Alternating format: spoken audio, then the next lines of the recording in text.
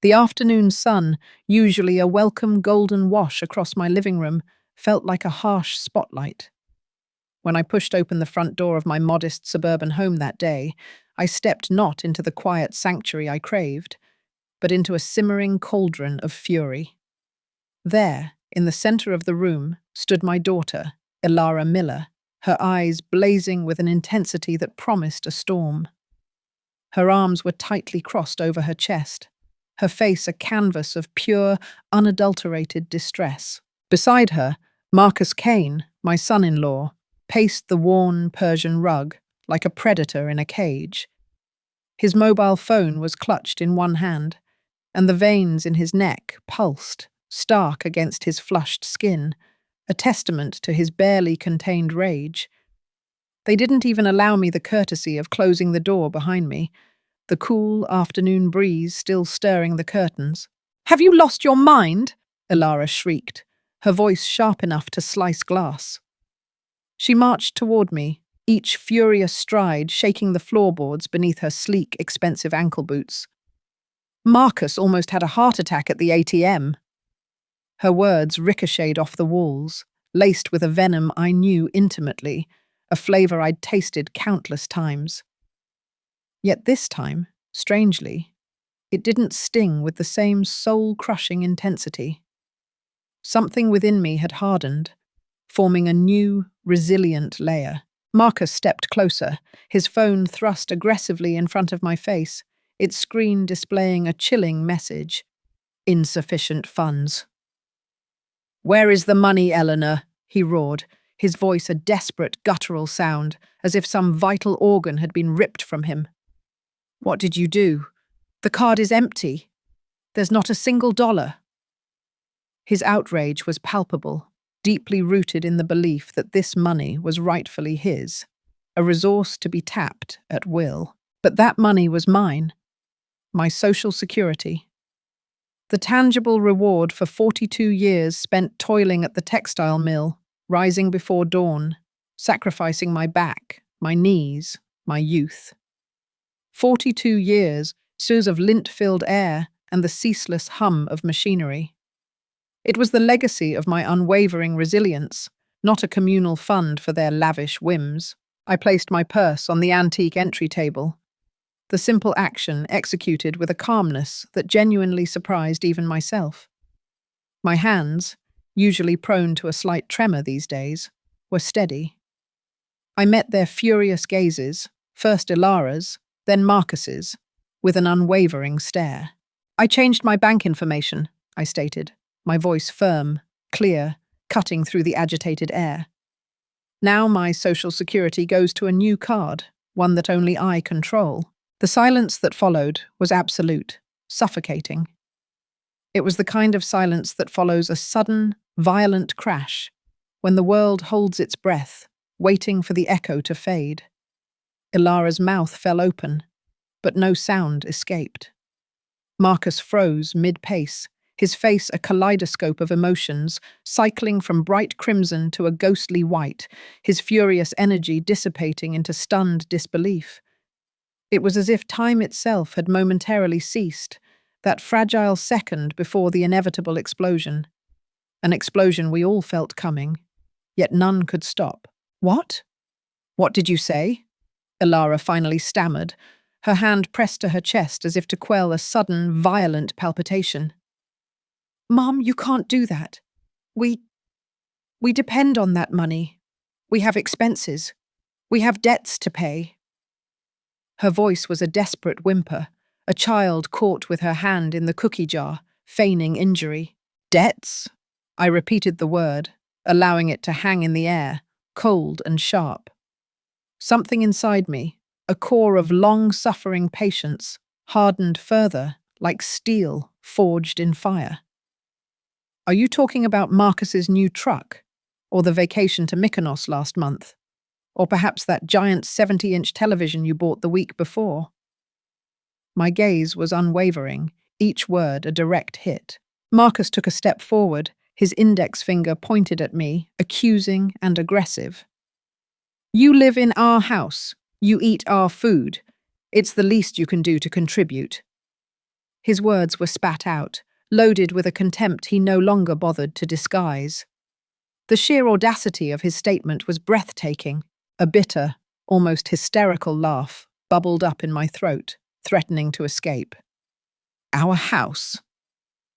How strange that he called it that now, when the property papers still bore my deceased husband, Arthur's name and mine.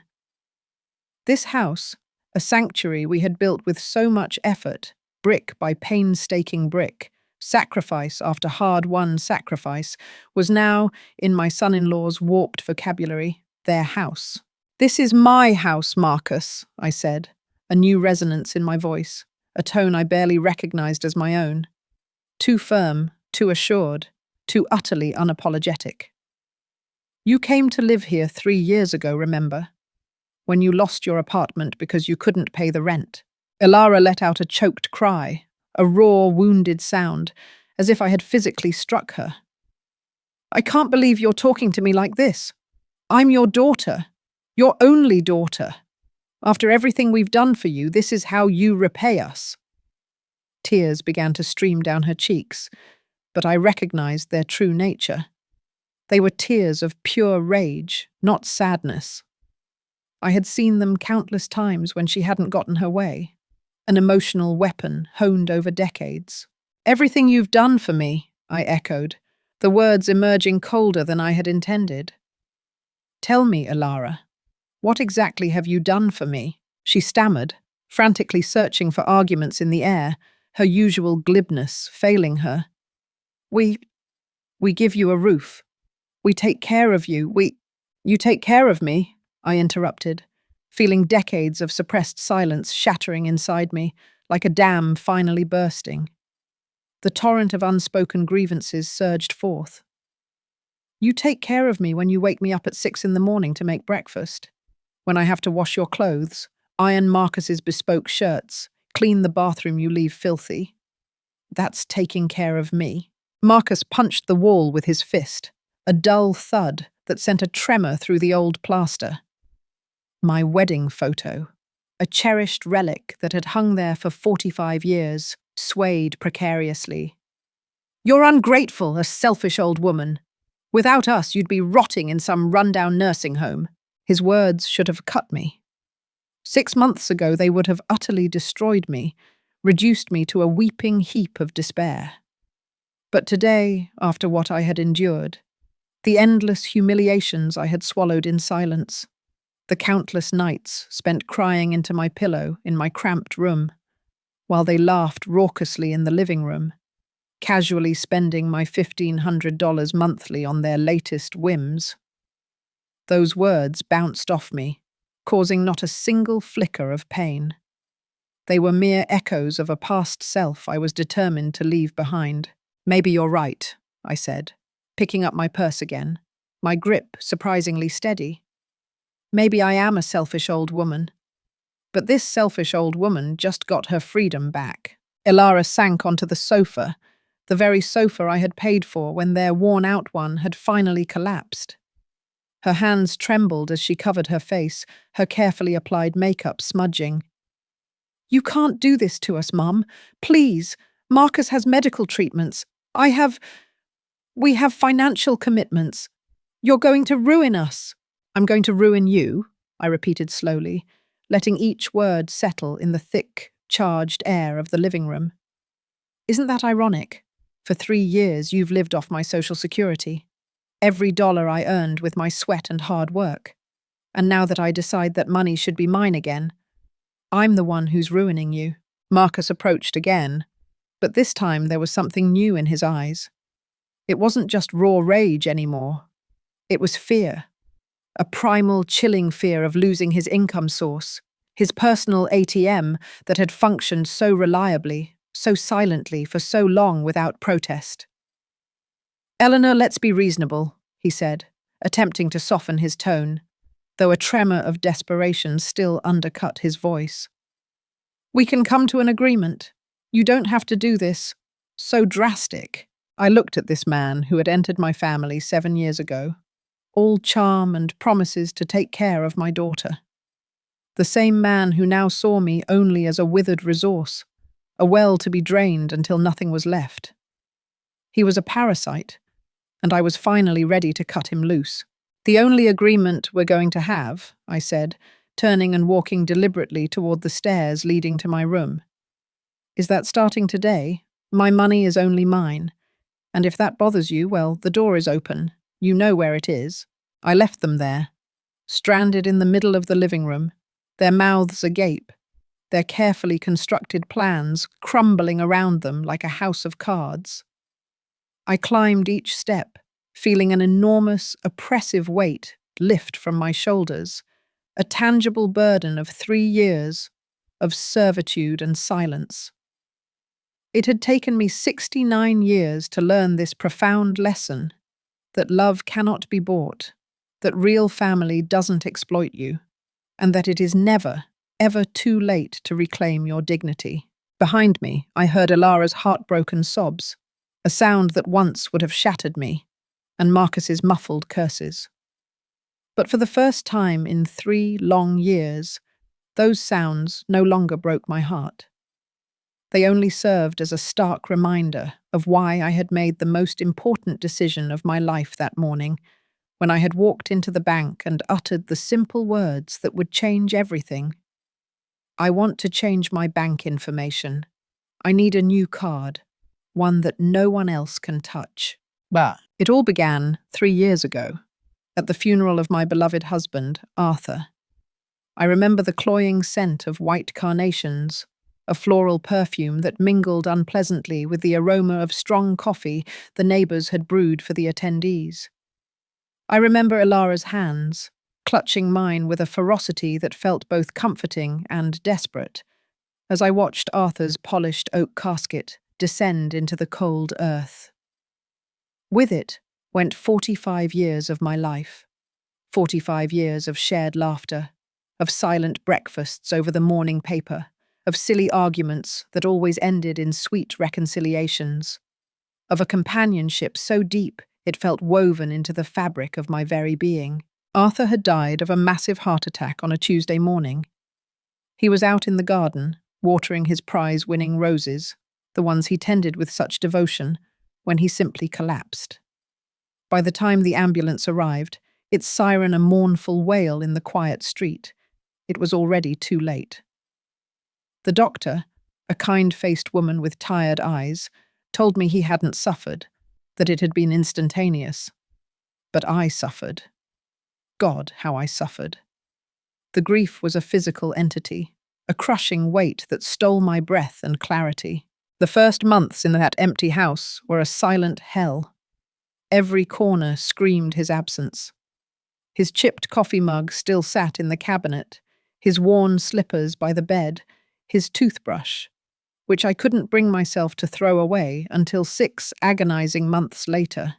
I would wake in the pre-dawn hours, expecting to find him in the kitchen, engrossed in the morning newspaper, and the brutal reality would hit me each time, as fresh and shocking as if it were the first. Ilara came to visit me often at first.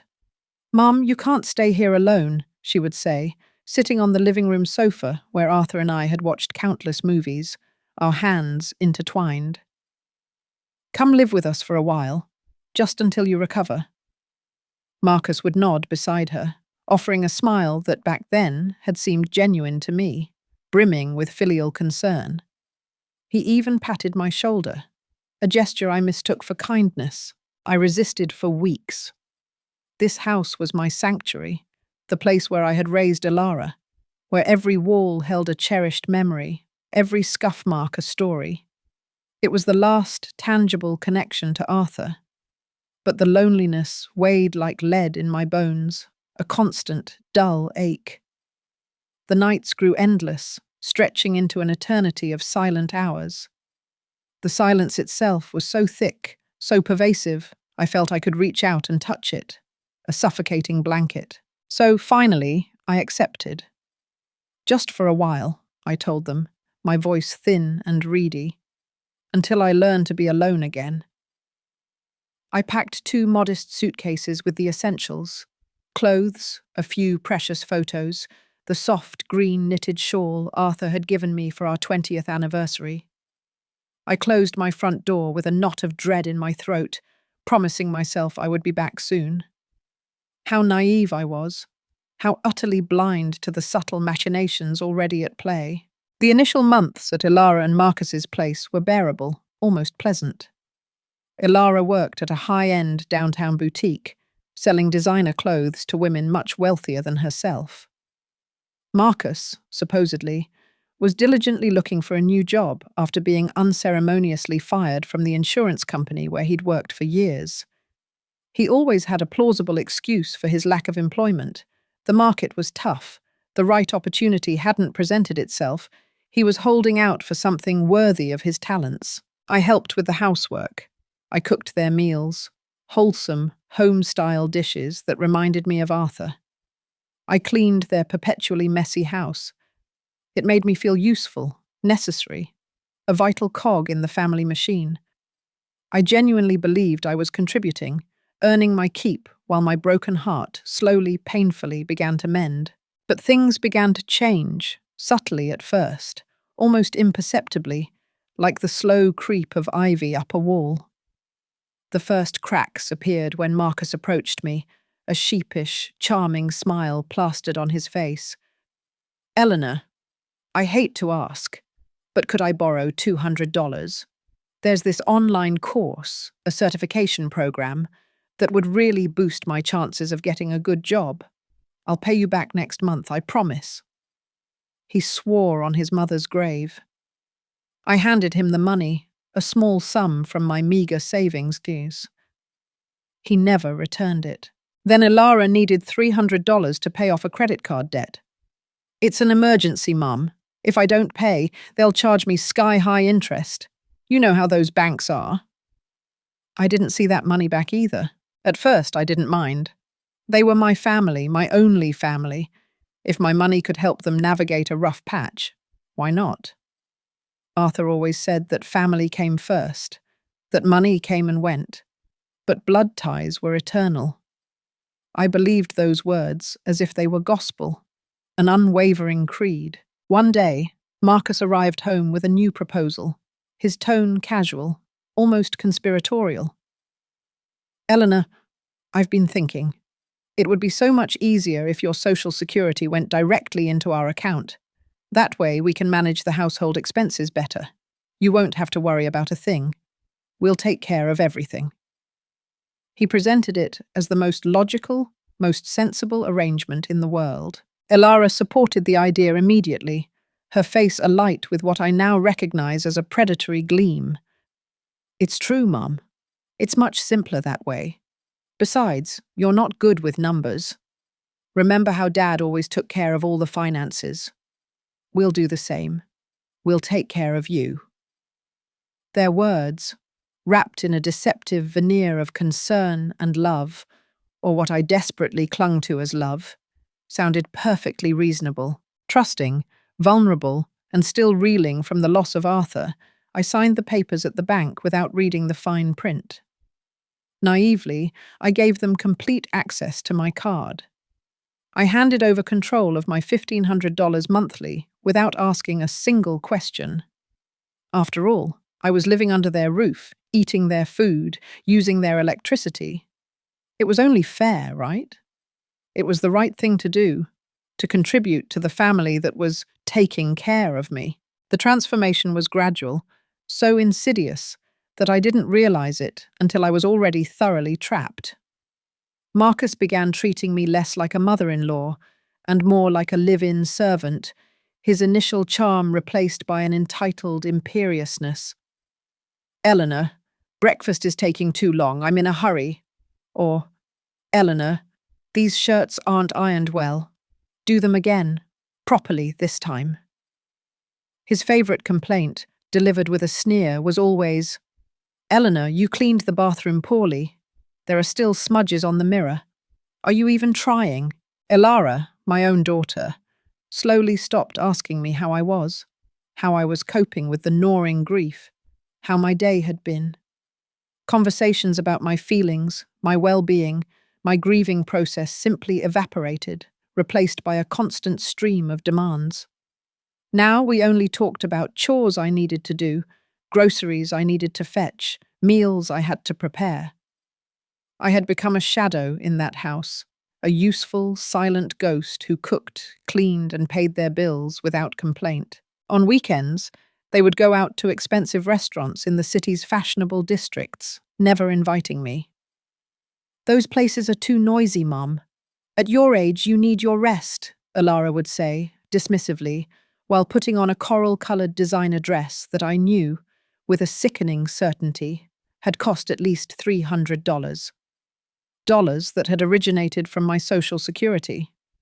I stayed home, eating their lukewarm leftovers, watching insipid television in the small, dimly lit room they had assigned me in the back of the house, feeling utterly alone, utterly forgotten. One day, I stumbled upon a forgotten receipt on the kitchen table, carelessly discarded. It was from a high-end jewelry store in the most exclusive mall in the city. Marcus had bought Ilara a delicate gold necklace, costing a staggering $1,200. My heart sank, a heavy stone in my chest. While I wore the same worn-out clothes from years ago, mended and patched, while I denied myself basic treats like a new book from the bookstore or a pastry from my favorite local bakery, they were indulging in lavish luxuries with my money. I started paying more attention. The frequent nights out, the endless stream of new designer clothes that mysteriously appeared in their closets every week, the gleaming sports car Marcus bought with his savings, despite not having worked a single day in 2 years. It all began to fit together, like pieces of a macabre puzzle. My social security wasn't being used for essential household expenses, as they had claimed. It was funding a lavish, unsustainable lifestyle they couldn't possibly afford on their own. I tried to talk to Alara one evening while we were, ironically, washing dishes together. "Honey," I began, my voice barely a whisper, my hands trembling as I rinsed a plate. "I've been thinking that maybe I should go back to my house. Enough time has passed since your dad died. I need to learn to live alone again." The words were an attempt, a tentative reach for my lost autonomy. She looked at me with cold, calculating eyes, so utterly different from the warm, loving eyes of the child I had raised. "Go back to your house? Mum, don't be silly. That house is neglected, probably falling apart. Besides, how are you going to live alone at your age? What if you fall? What if you get sick? You're safe here. You're cared for here." But there was no love in her voice, only a chilling, strategic calculation. I was an asset, not a mother. That night, I cried in my small, lonely room, clutching a pillow to my face to muffle the desperate sobs. I missed Arthur with an intensity that tore me in two. He never would have allowed this. He would have defended me, protected me fiercely. But Arthur was dead, buried under cold ground, and I was alone, facing a stark, ugly reality I no longer wished to accept. My own daughter, the baby I had nursed, the child whose scraped knees I had patched up after every fall, the teenager whose tears I had dried after every heartbreak, was using me. She was squeezing me like an inexhaustible resource, a source of money with no feelings, no dignity, no value beyond what I could provide economically. But even then, I still didn't have the courage to act. I still clung to the desperate hope that things would improve, that it was just a difficult, temporary phase, that the deep, unconditional love we once shared would somehow miraculously resurface. I lied to myself every morning when I woke, every night when I went to bed. I swallowed the humiliation, the bitterness, because the alternative was accepting that I had lost not only my husband, but also my daughter. Months passed, and the situation only worsened. Marcus didn't even pretend to look for a job anymore. He would wake up at noon, eat the elaborate breakfast I prepared, without offering even a perfunctory thank you, and spend the rest of the day sprawled on the sofa, watching endless sports or playing violent video games. Ilara would come home from work, and instead of helping me with dinner or engaging in conversation, she would shut herself in her room to talk on the phone with her friends about their next lavish vacation. I was merely a shadow, a convenient fixture in their self-indulgent world. One Friday night, while I was meticulously cleaning the kitchen after they had gone out to an expensive dinner, I found a discarded bank statement crumpled and thrown carelessly in the trash can. My hands trembling, I retrieved it and unfolded it under the harsh lamplight. My eyes scanned the lines of expenses, a horrifying litany of their excesses. Exclusive restaurants, trendy bars, high-end clothing stores, luxury spas, exclusive gyms. In a single month, they had spent $2,800. My social security was $1,500. The remaining $1,300 came from a labyrinth of credit cards I didn't even know existed, cards that were being paid, or rather, attempted to be paid, with my money from the following month. I sank into a kitchen chair, feeling the world spin around me. They were plunging deeper and deeper into debt, living a lifestyle far beyond their means, and using my social security as a bottomless pit to cover their insatiable excesses. How much longer could this precarious situation last? What would happen when I could no longer cover their ever-growing debts? Would they simply throw me out onto the street like an old, useless rag, discarded once its purpose was served? The thought sent a chill down my spine. That night, lying in my narrow bed, staring at the cracked, cream-colored ceiling of my small room, I made a decision. A firm, unshakable resolve. I needed to know exactly what was happening with my money. I needed to understand the full, horrifying magnitude of the problem before I could even contemplate doing anything about it. And above all, I needed to recover at least a sliver of the control I had lost over my own life, over my own destiny. The next morning, I rose before dawn, as was my ingrained habit. I made coffee, meticulously set the breakfast table, cooked scrambled eggs and toast, all on autopilot while my mind worked feverishly on a plan. I needed information. I needed undeniable proof. I needed to see with my own eyes the extent of the financial theft they were committing against me. When Ilara and Marcus finally stirred and came down for breakfast, I had already formulated my strategy. "I need to go to the bank today," I announced casually, pouring myself a cup of coffee. "I have to sort out some matters regarding your father's account that I left pending." I carefully maintained a neutral expression, feigning a sudden memory. Marcus looked up from his phone, an instant flash of alarm in his eyes, quickly masked. "The bank? Why do you need to go to the bank, Eleanor? If you need something, I can go for you." His tone was too anxious, too controlling, the veneer of concern barely concealing his underlying suspicion. "They are personal matters," I replied firmly, surprising myself with the unwavering conviction in my voice. "Documents I need to sign, things about the inheritance." I lied without batting an eye, and the lie came so naturally, so smoothly that it almost scared me. This newfound deception was a stark contrast to my usual honesty. Ilara exchanged a worried glance with Marcus. "Mum, I don't think it's a good idea for you to go out alone. Let me go with you. I get off work at 3. We can go together." But I knew, with a certainty born of bitter experience, that if she came with me, I would never get the answers I so desperately needed. They would run interference, distract, manipulate. "I'll go alone," I said, and there was something new in my voice, a quiet authority that made them both draw back slightly. 10 o'clock this morning. Don't worry about me." I grabbed my purse and left the house before they could protest further, before their carefully constructed arguments could materialize. The bank was a 20-minute bus ride away. During the journey, my heart pounded so hard against my ribs, I was certain all the other passengers could hear it. What was I going to discover? Did I truly want to know the unvarnished truth? But it was too late to turn back. I had crossed an invisible line that morning, a point of no return. The old, compliant Eleanor had taken a decisive step forward. At the bank, a young, impeccably dressed executive named Chloe Davies served me with a professional yet kind smile. "Good morning, Mrs. Miller. How can I help you today?" Her eyes were warm, non-judgmental, and that unexpected kindness gave me the fragile courage I needed.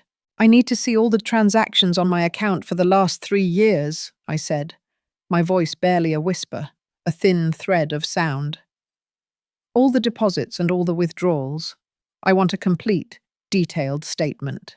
Chloe nodded, her expression shifting slightly, a flicker of understanding passing through her eyes. She began typing diligently on her computer. After a few minutes, the printer whirred to life, spitting out page after page of dense financial information. When it finally finished, there was a stack of nearly 50 pages of paper in front of me, a weighty testament to my lost years. "Do you want to review it here, or would you prefer to take it home?" she asked, her voice gentle, as if sensing the gravity of the moment. "I'll review it here," I replied, taking the thick stack with hands that, remarkably, barely trembled. I found a quiet chair in the waiting area, tucked away from the main bustle, and began to read. And with every page I turned, every stark number that stared back at me, I felt my heart growing smaller, harder, colder, encased in an icy shell of betrayal. The numbers didn't lie. In 3 years, they had spent more than $60,000 of my Social Security. $60,000. The money I had earned with 42 years of back-breaking work, rising before the sun, sacrificing my health, my knees that now creaked with every hesitant step, my back that ached every night. I saw $500 withdrawals at high-end electronics stores, $800 at luxury restaurants, $1,000 at a jewelry store, $2,000 at an exotic travel agency. Purchases and more purchases, luxuries and more luxuries, all paid for with my effort, my pain, my dignity. But the worst wasn't the large, glaring expenses. The worst were the insidious small details that truly revealed the true, petty nature of their betrayal. $20 withdrawals at trendy bars at 2 in the morning, $50 at beauty salons every week for Ilara's manicures and pedicures, $150 on new clothes every month. While I wore the same 3 worn, faded dresses I had brought from my own home, while I refused to buy much-needed medication for my worsening arthritis because I didn't want to be a burden, they were flaunting new clothes and perfect manicures, living a life of utter disregard for my well-being. Chloe approached after almost an hour, a look of genuine concern etched on her face. "Are you all right, Mrs. Miller? Can I get you a glass of water?" It was then I realized that tears were silently rolling down my cheeks, hot and unwelcome, without me even noticing. "I'm fine," I lied, wiping the tears away with the back of my hand, a gesture that felt as old as time. I need to know something. Is it possible to change my bank information? To have my Social Security deposit into a new account? A card that only I have access to?" Chloe's eyes lit up with understanding. She had seen this scenario before. I knew it by the empathetic way she nodded. "Of course it's possible, Ma'am, and I can help you right now if you wish. I just need to see your ID and sign some forms." My hand moved toward my purse almost on instinct, a sudden surge of adrenaline coursing through me. "Yes," I said, and my voice, though still slightly shaky, sounded firmer than I felt. "Yes, I want to do it now. I want a new account, a new card, something only I can touch." Chloe worked quickly, efficiently, and with a quiet compassion that warmed my chilled heart. She explained every step of the process, every form I signed. In less than an hour, I had a completely new account with a new debit card that would arrive at my address in 5 business days. My Social Security for the next month would deposit directly into this new, secure account, A place where Ilara and Marcus couldn't reach it, couldn't plunder it. "Is there anything else I can do for you?" Chloe asked when we finished, her gaze holding a mixture of admiration and sadness, as if she understood exactly the weight of the decision I had just made. "Yes," I said, surprising myself again with my newfound assertiveness. "I want extra copies of these bank statements. 3 complete sets, please." If I was going to do this, if I was going to reclaim my life, I needed to be prepared for the inevitable confrontation that would follow. I needed undeniable proof. I left the bank with my purse feeling heavier, carrying not only the stack of incriminating papers, but also a new, fierce determination. The sun outside seemed to shine brighter than when I had entered. Or perhaps it was just that I could see it better now, the fog of my despair finally lifting. For 3 years, I had lived in a suffocating haze of pain and manipulation, but that fog was now dissipating, revealing an ugly but ultimately liberating truth. On the bus ride back, I hugged my purse tightly to my chest and looked out the window. We passed the small artisanal bakery where Arthur used to buy me sweet rolls on Sundays. We passed the neighborhood park where Ilara had learned to ride her bicycle, her scraped knees a familiar sight. We passed the quaint church where Arthur and I had been married 45 years ago. All those precious memories, all those beautiful recollections. And yet here I was, a 69-year-old woman, having to protect myself from my own daughter, from the child I had nurtured and loved above all else. When I arrived home, Ilara was still at work, and Marcus was sprawled on the sofa, snoring softly, the television tuned to some mindless football game. I silently went up to my room and carefully hid the stack of papers at the bottom of my suitcase, beneath my oldest underwear and socks. No one would think to look there. No one would suspect that I, the foolish old woman who let herself be manipulated, would possess the cunning to hide such damning evidence. I sat on my bed and looked around my small room, the peeling, cream-coloured walls, the single window that faced the dreary back alley, the tiny closet where my few clothes barely fit. This was not a room for a beloved guest, a cherished mother. It was a servant's quarters, a place to keep the employee who cooked, cleaned, and paid the bills, out of sight and out of mind. But in 5 days, when my new card arrived, everything would change. In 5 days, I would begin to recover not only my money, but something infinitely more valuable: my dignity, my self-worth, my inherent right to exist as something more than a mere source of income for people who had long forgotten what it truly meant to love. The next 5 days were the longest of my life, each hour stretching into an eternity of anticipation. Every morning I woke with a nervous flutter in my stomach, wondering if that would be the day the card arrived. Every time I heard the distinct rustle of the mail carrier at the mailbox, my heart leapt into my throat. But I had to act normal, to maintain the facade, to not raise any suspicions. I had to continue being the submissive, obedient Eleanor they expected, the docile ATM they relied on. Marcus, ever the observant hawk when it came to his comfort, noticed something different about me on the 3rd day. I was serving dinner when he looked up from his plate, his eyes narrowed, scrutinizing. "You've been weird lately, Eleanor. Is something wrong?" His tone was accusatory, as if I had no right to possess independent thoughts or feelings.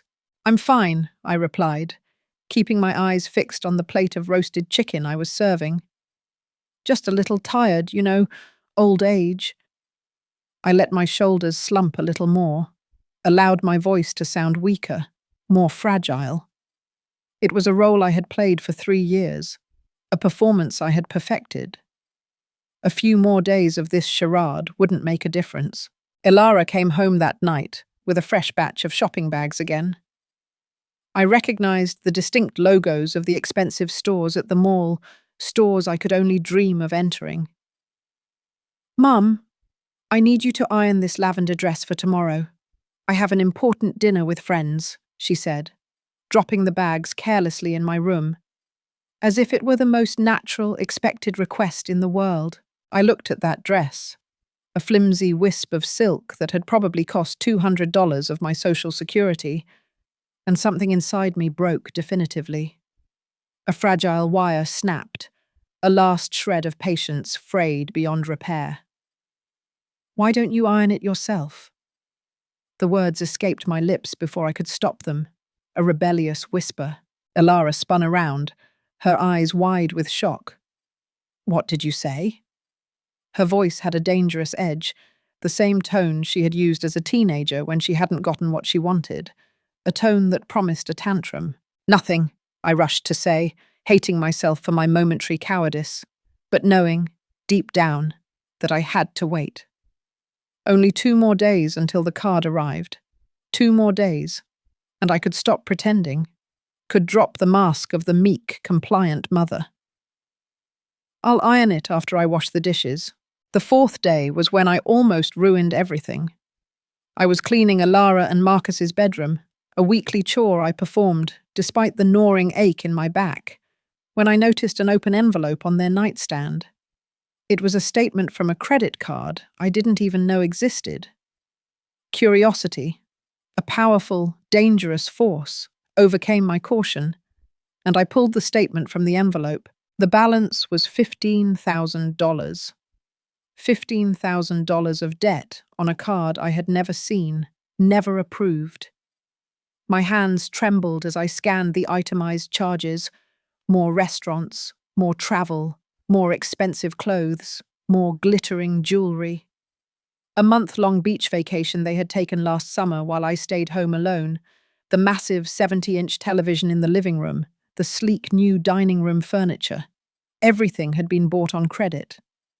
And I knew exactly who was paying those credit bills every month, or rather, trying to pay them, because it was clearly not enough. They were sinking deeper and deeper into a quicksand of debt, using my Social Security as a futile attempt to plug the holes of their financial irresponsibility. And when my money was no longer enough, what then? Would they kick me out onto the street? Would they force me to sell my beloved house, my sanctuary, to pay for their endless whims? I heard footsteps on the stairs, heavy and familiar, and quickly, silently, shoved the envelope back into its original position. Marcus entered the room and found me dusting the nightstand, my hands visibly trembling, a fine sheen of sweat on my forehead.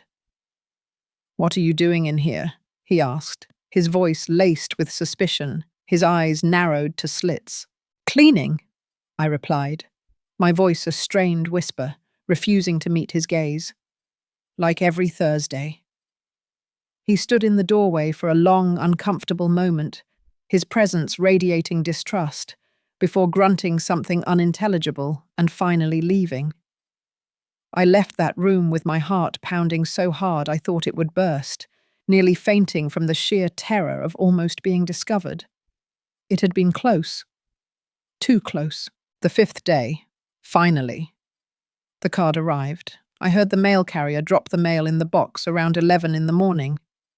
Elara was at work, and Marcus had gone out to meet some friends, probably to spend more money they didn't have. I was gloriously, terrifyingly alone. I ran to the door with an energy I hadn't felt in years, a burst of adrenaline propelling me forward. My hand was trembling so violently I could barely open the mailbox. There it was, nestled among the bills and junk mail, an official bank envelope with my name. Only my name. Not Elara's, not Marcus's. Mine. I opened it with clumsy, eager fingers and pulled out the new card. It was silver, gleaming under the sunlight, a promise of freedom in my trembling hands.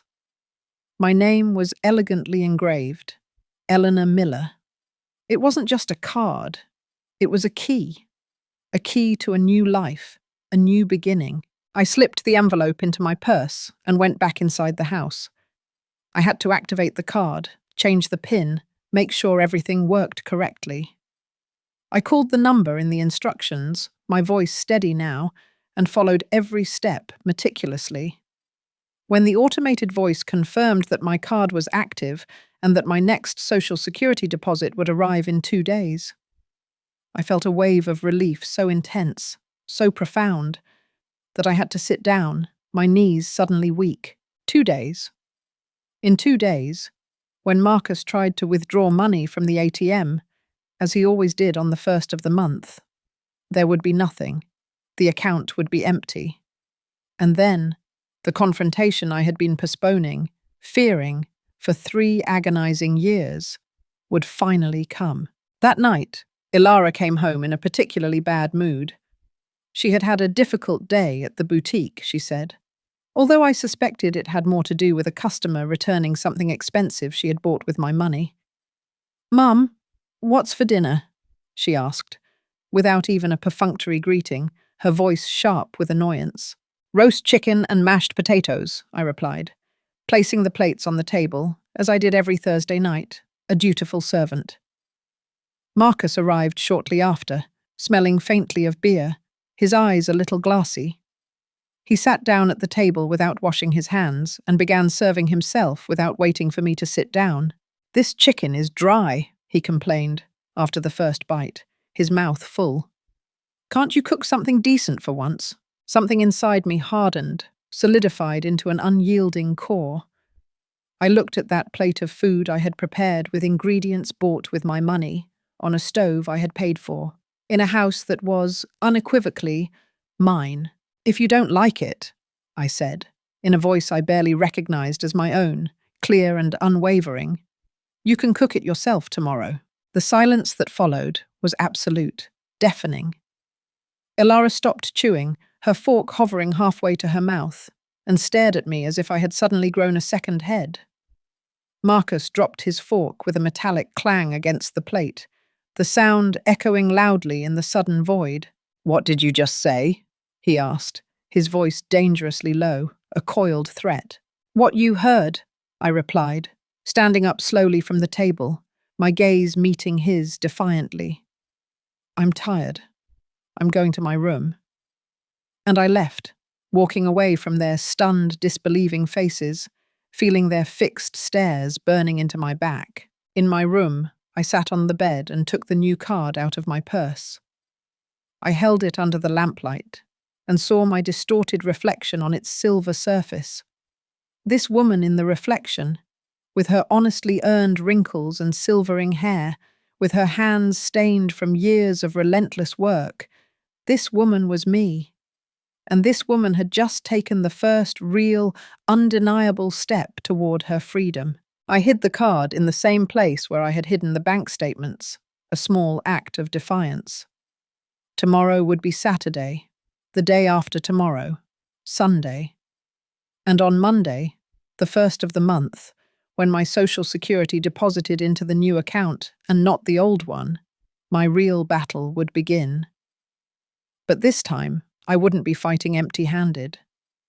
This time, I would have something they had underestimated for far too long, my own indomitable will to survive. I went to bed that night with a potent mixture of fear and anticipation swirling within me. I knew what was coming would be ugly, painful, probably devastating. But I also knew there was no other option. I had reached the end of a long, tortuous road, and the only possible direction was forward, toward the light, toward freedom, even if the price was losing the only people I had left in this world. Because in the end, what value did those people have if they only saw me as a means to finance their lives?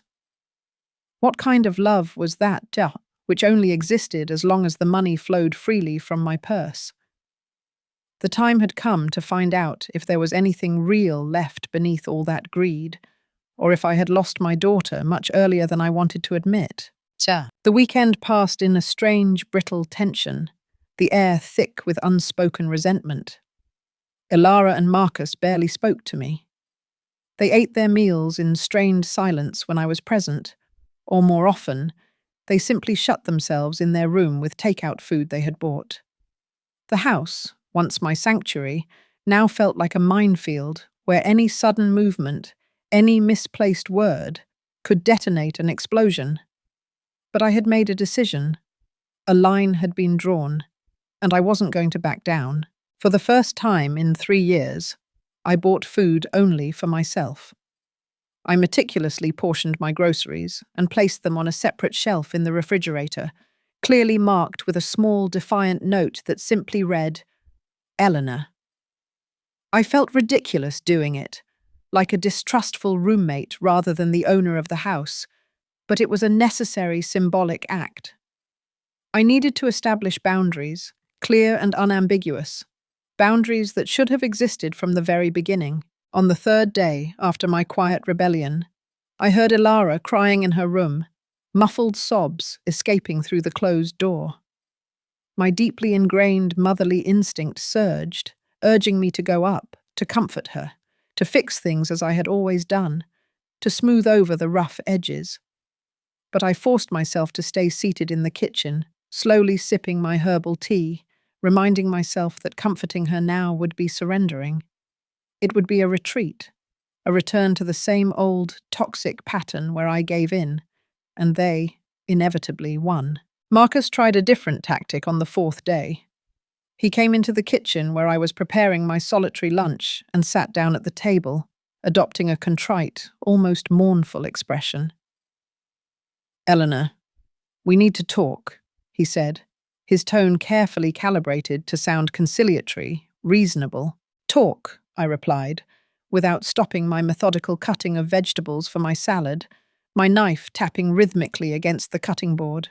Look, I know things got out of hand, he continued, attempting an apologetic sigh. I admit it, but we're family. We should be able to resolve this civilized. His words sounded rehearsed, too smooth, as if he had practiced them in front of a mirror, perfecting the performance. I am being civilized, I said, finally turning to look at him, my eyes unwavering. I gave you clear options. Pay rent and contribute equally to household expenses, or find another place to live. I don't see what's uncivilized about that. $800 is too much, he protested, his voice rising, a flash of his usual indignation breaking through his carefully constructed facade. You know we don't have that kind of money. $800 for a room in this part of New York is a bargain, Marcus, I replied firmly, an edge of steel in my voice. And if you don't have that money, then I suggest you adjust your expenses. Cancel the streaming services, sell the giant television, stop eating out at expensive restaurants like I had to do for years when Arthur and I were paying off this house. Marcus clenched his jaw, his eyes narrowing once more. Ilara is very upset. She cries all the time. She says you're rejecting her, that you don't love her anymore. He tried to weaponize her pain, a familiar tactic. Those words cut through me like sharp knives, twisting in an old, familiar wound. But I held my ground. I love my daughter. I will always love her. But loving someone doesn't mean letting them destroy you. It doesn't mean letting them use you until there's nothing left of you. She never meant to hurt you, Marcus insisted. But even he seemed not to fully believe his own words, his conviction wavering. Maybe not, I conceded, a flicker of my old empathy surfacing, quickly suppressed. Maybe they never stopped to think about what they were doing to me. But that doesn't change the fact that they did it. And now they have to live with the consequences. Marcus stood up abruptly, his chair scraping loudly across the floor. You're impossible. I don't know how Arthur put up with you all those years. And he stormed out of the kitchen, leaving me trembling with contained rage, my hands still gripping the knife, a dangerous symbol of my newfound resolve. That night, while I was in my room, immersed in a novel, I heard a soft, tentative knock on my door. Mum, it was Ilara's voice, small and broken, stripped of its usual bravado. Can I come in? I hesitated for a long moment, my heart doing a strange flutter. My motherly instinct was warring fiercely with my newly forged self-preservation. Come in, I finally said, my voice carefully neutral. Ilara entered and stood just inside the doorway, nervously wringing her hands. Her eyes were swollen from crying, her face pale and drawn, without the mask of makeup she usually wore. For a fleeting moment, I saw the vulnerable girl she had once been, scared and uncertain, and my heart softened dangerously, threatening to betray my resolve. "What do you need?" I asked, keeping my voice as steady and neutral as possible. I wanted to apologize," she said, and genuine tears, not the manipulative kind, began to roll down her cheeks, leaving glistening tracks. "You're right about everything. Marcus and we took advantage of you. We used you, and I'm so sorry, Mum. I really am sorry." I wanted to believe her. God, how desperately I wanted to believe her, to embrace her and tell her everything would be all right. But there was something in the way she avoided my gaze, something in the tone of her voice that triggered a deep-seated doubt, a red flag I could no longer ignore. "Are you sorry because you recognized that it was wrong?" I asked gently, carefully, probing for true contrition. "Or are you sorry because now there are consequences?" Elara let out a small sob. "Does it matter? I'm saying I'm sorry, isn't that enough?" "No," I replied, and the word came out harder, more definitive than I had intended. "It's not enough. Because I've seen this pattern before, Elara, ever since you were a little girl. You did something wrong. You cried. You apologized. And everything went back to normal, with no real change, no real accountability. But this time, it can't be like that. This time, apologies are not enough." "Then what do you want from me?" Her voice rose, frustration and a hint of desperation replacing the feigned sadness. "What do I have to do for you to forgive me?" "I want you to change," I said simply, unequivocally. "I want Marcus to get a job. I want you to take responsibility for your debts.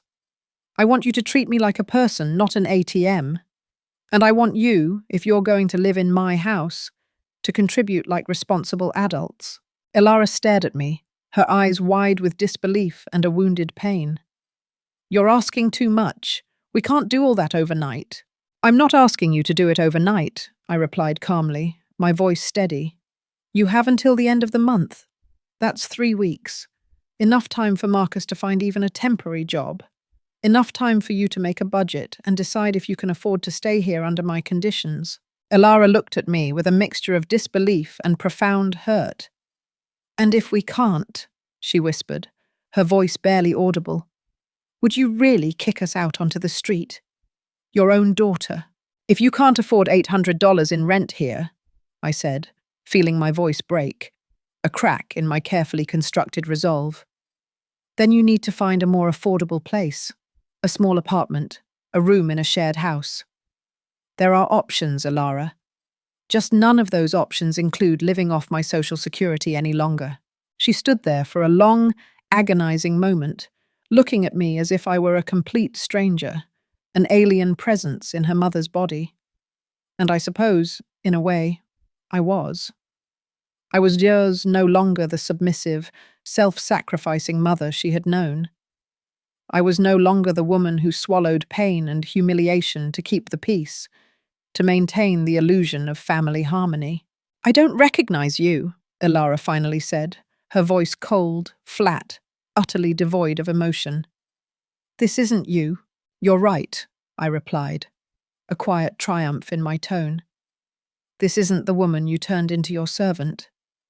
This is the woman I should have been from the beginning, the woman your father would have wanted me to be." Elara left the room without saying anything else, closing the door harder than strictly necessary, the thud echoing the finality of her departure.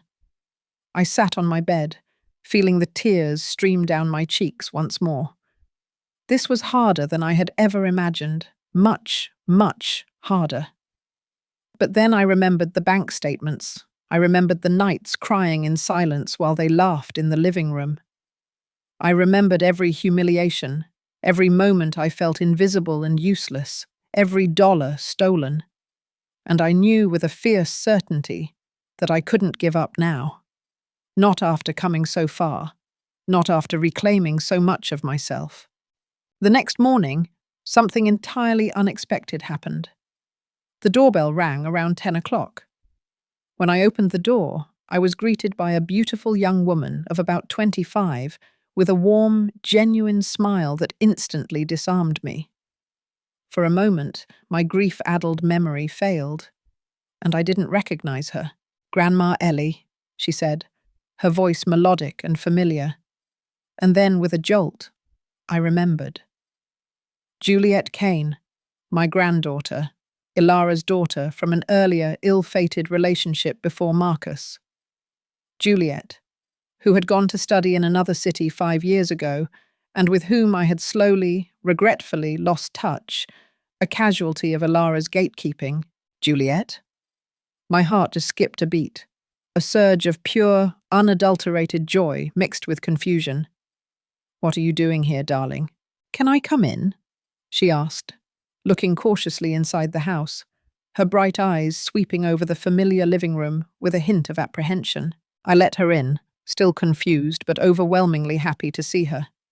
We sat in the living room, a comfortable distance between us, and Juliet gently took my hands in hers, her touch warm and reassuring. "Grandma, I need to talk to you about something important," she said, her expression serious, her brow furrowed with concern. "And Mum can't know I'm here." My heart began beating faster, a drum of nervous anticipation. "What's wrong, dear?" Juliet took a deep, fortifying breath. "Grandma, I've been talking to Aunt Beatrice, your friend from the building where you lived before. My old friend, Beatrice Jenkins, whom I had unknowingly abandoned when I moved in with Ilara. She told me you haven't visited her in 3 years.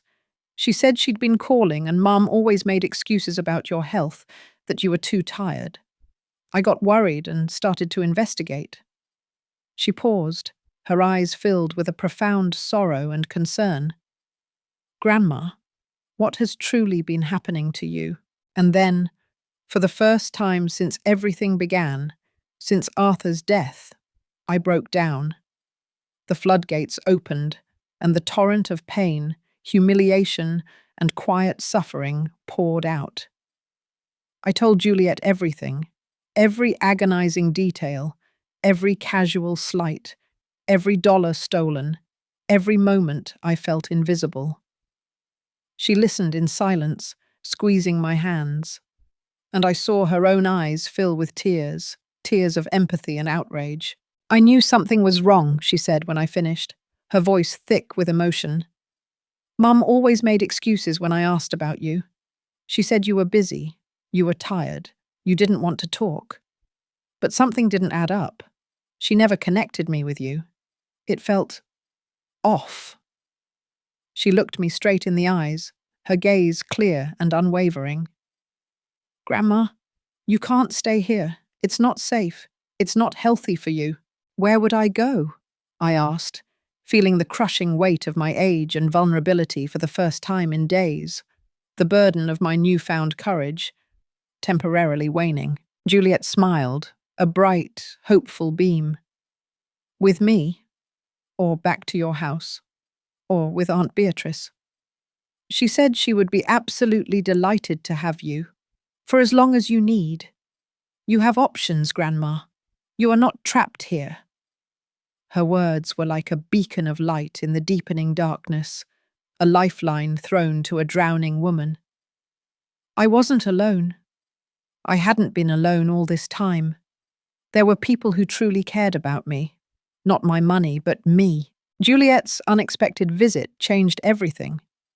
For the first time in 3 long years, I felt like I had an ally, a champion, someone who saw me as a complex human being with feelings and rights, not merely a resource to be exploited. We spent the entire morning talking, planning, rebuilding the fragile threads of the relationship that Ilara had systematically sabotaged with her endless excuses and manipulative lies. "Mum always said you were too tired to have visitors," Juliet told me sadly, her voice laced with regret. "That your health was fragile, and you needed rest." I believed her, Grandma. I thought I was protecting you by not bothering you, by giving you space. "I was never too tired for you, my darling," I said, squeezing her hands, my voice thick with emotion. Ilara kept you away from me because she knew you would see what was truly happening. You were always more observant, more critical of her decisions than anyone else. Juliet nodded slowly, a dawning realization in her eyes. I always had my doubts about Marcus. From the day Mum introduced him, I didn't like something about him. The way he talked about money, about success, as if they were the only important things in life, the only measure of worth. She paused, her gaze distant. Do you know he asked me for money once, 2 years ago? $200 that he said he urgently needed for a business venture. I had just started working, and it was all I had saved. Did you give it to him? I asked, although I already knew the painful answer, the pattern all too familiar. Yes, she admitted shamefully, her cheeks flushing. And he never paid me back. When I gently reminded him months later, he got angry. He said I was selfish, that families should help each other without expecting anything in return. That's when I started to distance myself. I stopped coming around as often, and Mum did nothing to stop it, almost encouraged it.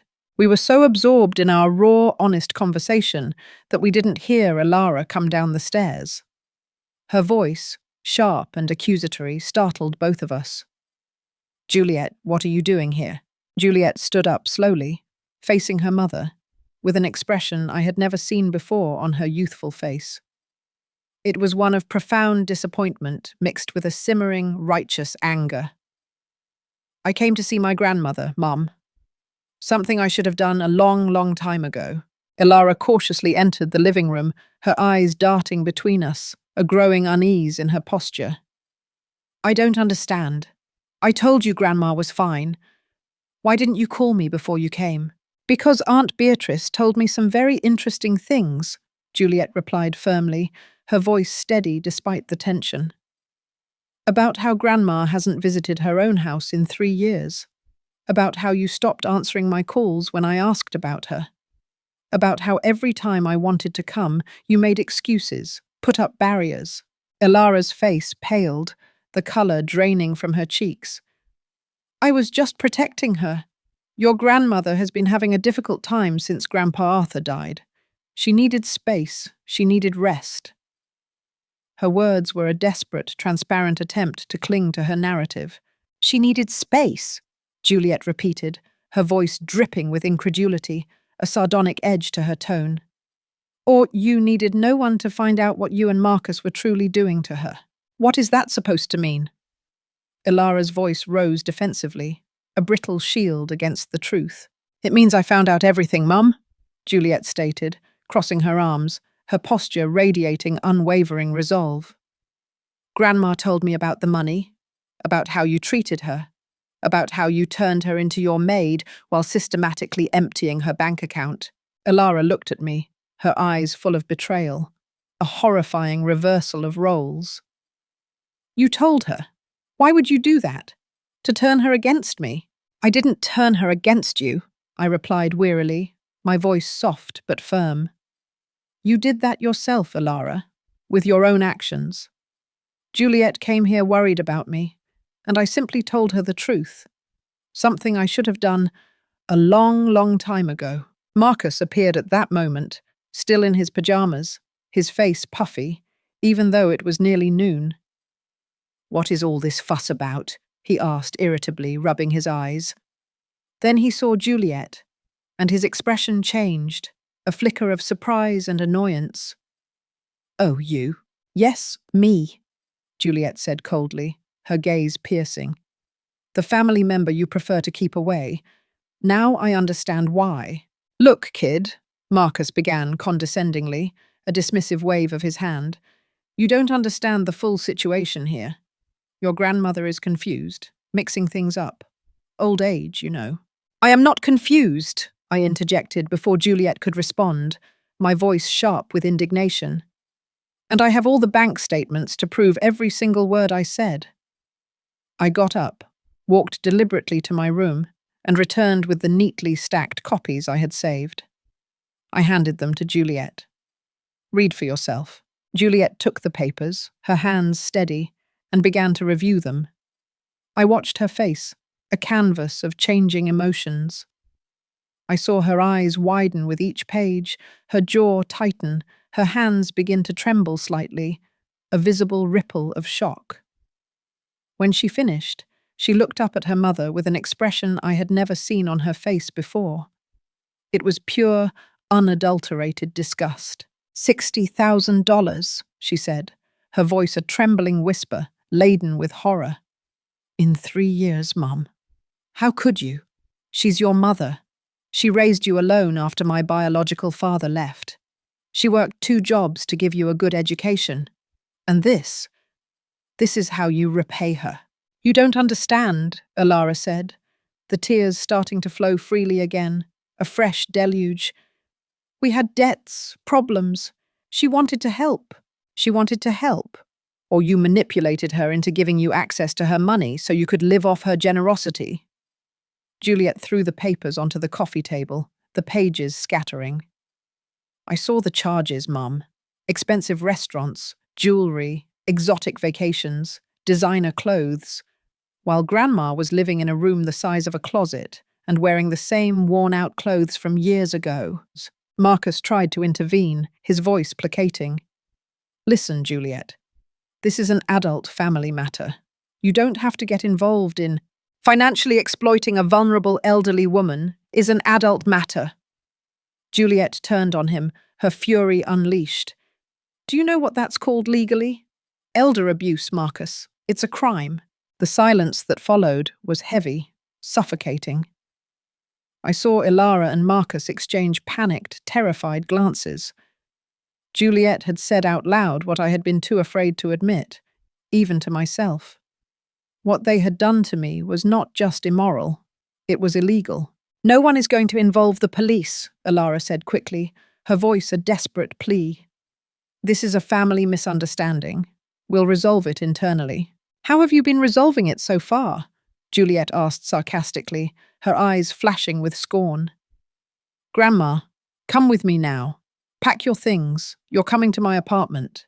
Juliet, Ilara protested, a new note of desperation entering her voice. You can't take her away like this. This is her house. Exactly, Juliet said, her voice ringing with clarity. It's her house, not yours. And I think it's time Grandma decided who stays and who goes. All eyes turned to me. It was the moment of truth, the final pivotal decision that would change everything. I could feel the crushing weight of 3 years of pain, humiliation, and forced silence pressing down on my shoulders, coalescing into this single, defining moment. Juliet is right, I finally said, my voice sounding stronger, clearer, more resolute than I had felt in years. This is my house, the house Arthur and I bought together, the house where we raised Ilara, and I think it's time for it to truly be my home again. Mum, Ilara whispered, her voice barely audible, a fractured sound. Please don't do this.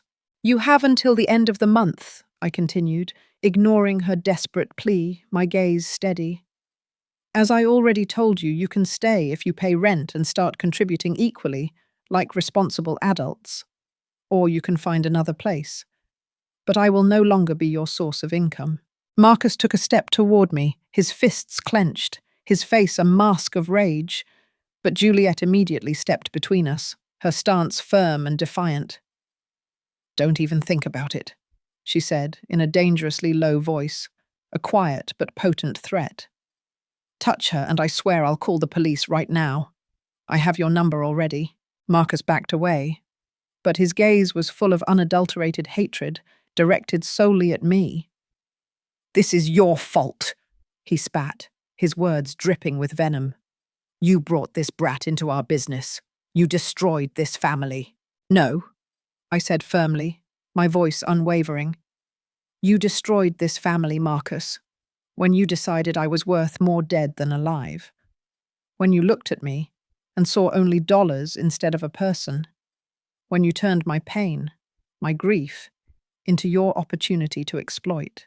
Ilara collapsed onto the sofa, sobbing uncontrollably, her body racked with anguish. Part of me, The old, ingrained mother wanted to comfort her, to hug her, as I had done thousands of times when she was a child. But another part, the new, stronger part that had awakened at the bank 2 weeks ago, held firm, unyielding. Juliet gently took my arm. "Come on, Grandma. Let's pack some of your things. You can stay with me this week while we decide the next steps." "I don't need to stay with you, darling," I said, surprising myself with the fierce conviction in my voice. "This is my house. If anyone has to leave, it's them." Juliet smiled, a proud, joyful light in her eyes. "That's right, Grandma Ellie." I looked at Ilara and Marcus one last time, their faces a mixture of disbelief, fear, and impotent rage. "You have 2 weeks," I said, my voice clear and authoritative, a quiet echo of my long-lost self. "Start looking for jobs, make a budget, decide if you can stay under my conditions, or pack your things and find another place. The decision is yours." I climbed the stairs with Juliet by my side, leaving behind Ilara's heart-wrenching sobs and Marcus's muffled curses. With every step I took, I felt the crushing weight of 3 years, the burden of their manipulation and my silent suffering drop from my shoulders, dissipating into the air. I didn't know what would come next. I didn't know if Ilara and I could ever truly repair our broken relationship. But for the first time in a long, long time, I felt like I was walking forward, purposefully, toward a future I could shape, instead of merely surviving, adrift and invisible. In my room, Juliet helped me organize my few belongings, her touch gentle and reassuring. "I'm so proud of you, Grandma," she said, while carefully folding my worn clothes. "I know this wasn't easy." "It's the hardest thing I've ever done in my life, darling," I admitted, a raw honesty in my voice. "But also the most necessary." 6 months later, I was sitting on the terrace of my house, my real house, the one Arthur and I had built together, sipping my morning coffee, and watching the sunrise paint the sky with streaks of rose and gold. The garden, which had been shamefully neglected for 3 years, was now blooming again. I had replanted the roses Arthur loved so much, tending them with the same devotion he had, and every morning their sweet, familiar aroma reminded me that life, even after profound loss, could still be beautiful, could still blossom. Ilara and Marcus had left 2 weeks after my ultimatum. They hadn't paid rent. They hadn't genuinely looked for work, their commitment to change as flimsy as their promises. They simply packed their things in the middle of the night, their departure as stealthy as their arrival, and left without a word, without a backward glance. I found a crumpled note on the kitchen table the next morning. "I hope you're happy alone," it said, in Ilara's tight, angry handwriting. There was no signature, no farewell, just that single, bitter phrase, a final, poisoned dart. The first days after they left were strange, unsettlingly quiet. The house felt too silent, too big, echoing with ghosts of their presence. I would wake up in the pre-dawn hours, expecting to hear their voices, their heavy footsteps, even their familiar complaints. But slowly, imperceptibly, that oppressive silence transformed into a profound, soothing peace. I learned to savor my unhurried mornings, my solitary meals without criticism, my afternoons filled with quiet pursuits, free from their endless demands. Juliet came to visit me every weekend without fail. We cooked together, filling the kitchen with laughter and the aroma of home. We watched old movies, talked about everything and nothing. She told me about her burgeoning career as a graphic designer, about her dreams of opening her own studio someday. I, in turn, shared stories from my youth, tales of her grandparents, of the vibrant, full life I had lived before losing myself in the suffocating fog of grief. Our relationship, once fractured, was slowly, lovingly being rebuilt, brick by painstaking brick. Beatrice, my dear friend, also became an integral part of my life again. My kindred spirit, whom I had unknowingly abandoned when I moved in with Alara. She didn't hold a grudge. She welcomed me back into her life with open arms and tears in her eyes, a warm embrace that healed old wounds. "I missed you so much, Eleanor," she told me that first day I went to visit her at her apartment. I knew something was wrong, but I didn't know how to help. I didn't know how to ask for help either, B, I admitted, a painful truth. I had convinced myself that I deserved everything that was happening to me, that it was my sacred obligation to sacrifice myself for my daughter, for my family. Beatrice took my hands, her wise brown eyes filled with the quiet wisdom of her 73 years. "Sacrifice is not love when it comes at the expense of your own dignity, Rose. That's self-destruction." Her words resonated deep within me, a profound truth I was finally ready to accept. As the months passed, I began to rediscover who I was, beyond being a mother, beyond being a widow. I joined a book club at the neighborhood library, immersing myself in new worlds and lively discussions. I started taking watercolor painting classes at the community center, awkwardly sketching landscapes and still lifes, finding a new avenue for creative expression. Small, simple things, perhaps, but they made me feel alive, vibrant, in a way I hadn't experienced in years. My social security, those $1,500 monthly that used to disappear into others' accounts, were now mine to manage, to control. I paid my bills promptly, bought quality food, allowed myself small, delightful luxuries like new books or fresh flowers for the house. I even started saving. For the first time in 3 years, I had a growing financial cushion, a tangible symbol of my renewed independence. One day, 2 months after Ilara and Marcus left, I received a text from Ilara. It was brief, cold, devoid of any warmth. "I need you to loan me $5,000. It's an emergency." Not even a hello, not a question about how I was, just a bald demand disguised as a request. I replied, after thinking about it for an entire night, carefully crafting my words. "No, Ilara, I will not loan you money. If you have a real emergency, seek help from social services or friends. But my money is no longer available to you." Her response was instant and venomous. "I knew you were selfish. I wish Dad was alive to see what you've become."